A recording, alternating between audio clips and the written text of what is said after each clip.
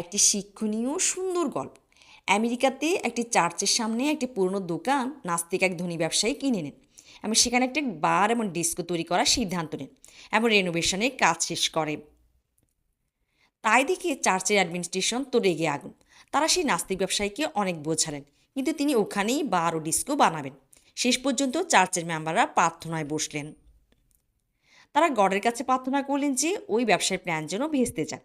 খবরটা ব্যবসায়ীর কানে গেল, আর কাকতালীয়ভাবে সেই রাতেই প্রবল ঝড় বৃষ্টির সময় বজ্রপাতে রেনোভেট করার দোকানঘরটি সম্পূর্ণ পুড়ে যায়। ব্যবসায়ী তখন একটি অদ্ভুত কাজ করলেন। তিনি চার্চের বিরুদ্ধে একটা মামলা করলেন। অভিযোগ, ওদের প্রার্থনাতেই ভগবান বা গড বজ্রপাত করে আমার দোকানটি পুড়িয়ে দিয়েছেন। বিচারক দুপক্ষের বক্তব্য শুনে যা বলেছিলেন সেটাই ঐতিহাসিক। তিনি বলেছিলেন, জীবনে এমন মামলা কখনোই পায়নি যেখানে এক নাস্তিক মদ ব্যবসায়ী বিশ্বাস করেন যে ভগবান তার দোকান পুড়িয়ে দিয়েছেন।